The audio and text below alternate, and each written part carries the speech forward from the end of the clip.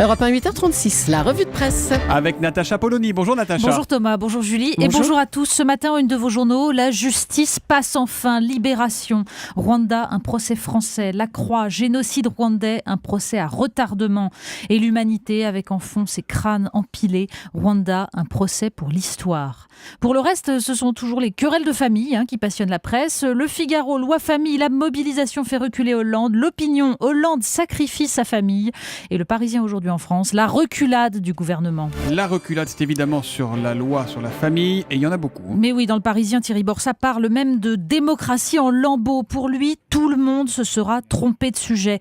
À la trappe, le statut de beaux-parents, la médiation en cas de séparation conflictuelle et la promotion de l'adoption simple pour les enfants délaissés.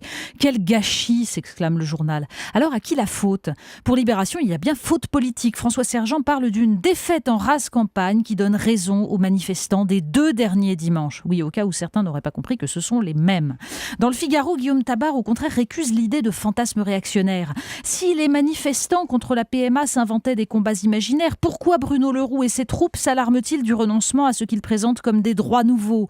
Si les théories du genre ne sont que des fantasmes agités par les forces sombres, pourquoi les sites d'associations comme la Ligne Azur, officiellement conviés à parler de sexualité dans les classes, sont-ils soudain devenus inaccessibles ?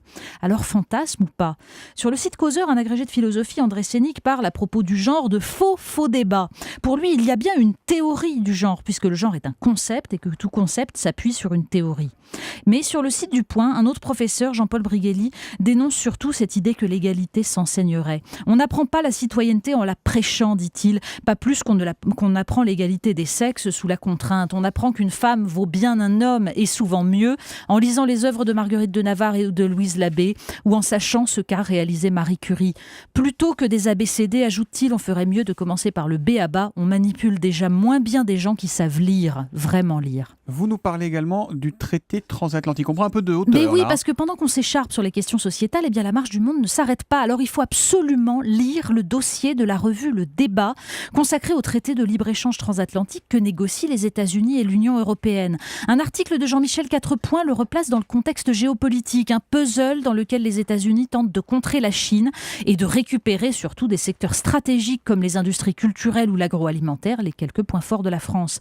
Un autre article de l'économiste Jean-Luc Gréau qui montre, dates à l'appui, comment ce projet a été engagé par la Commission européenne sans aucun mandat des pays européens ni aucune aspiration des citoyens.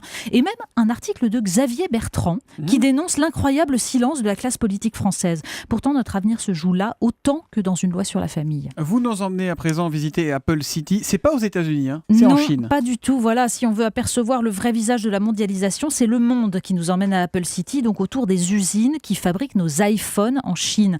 Une urbanisation sauvage qui dévore les champs et les villages pour loger 300 000 ouvriers dans des dortoirs ou des chambres. Des rues soumises à la loi de la jungle et des jeunes gens désespérés par les bas salaires. Mais les iPhones sont produits à des prix défiant toute concurrence. Des chefs-d'œuvre en péril, il y en a dans National Geographic. Oui, parce qu'on peut trouver dans National Geographic le même genre de reportage sur les exploités de la mondialisation, cette fois au Koweït ou en Arabie Saoudite. Mais comme il faut aussi des bonnes nouvelles, je vous engage à lire un article sur le travail des archéologues qui, dans le monde entier, scannent en 3D les trésors de l'humanité pour les sauver de la disparition. La mission Dolores de San Francisco, 18e siècle, menacée par les tremblements de terre, le mont Rushmore et ses visages de présidents américains, et surtout le puits Rani Ki Vav en Inde et ses extraordinaires sculptures du 11e siècle sur 27 mètres de haut. L'humanité ne fait pas que détruire et la modernité peut être belle. On termine avec quoi ? Le petit chaperon rouge ? Mais oui, l'article s'intitule « Le petit chaperon rouge, en avoir ou pas ».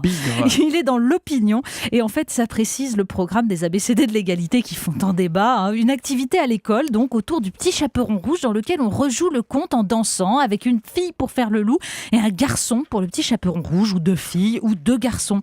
Oui, parce que vous n'aviez pas remarqué, mais le conte donne a priori des rôles sexuels puisque le loup est un garçon, c'est pas bien. Et oui, fini l'interprétation psychanalytique de Bruno Bettelheim sur le loup et le chasseur, la figure contradictoire du sexe masculin, l'homme dangereux séducteur et le père à la fonction protectrice. Notez qu'on pourrait réécrire toutes les histoires pour enfants avec une louve, mais la louve symbolise la protection maternelle. Zut, encore un stéréotype de genre. Oui. Merci Natacha Polony.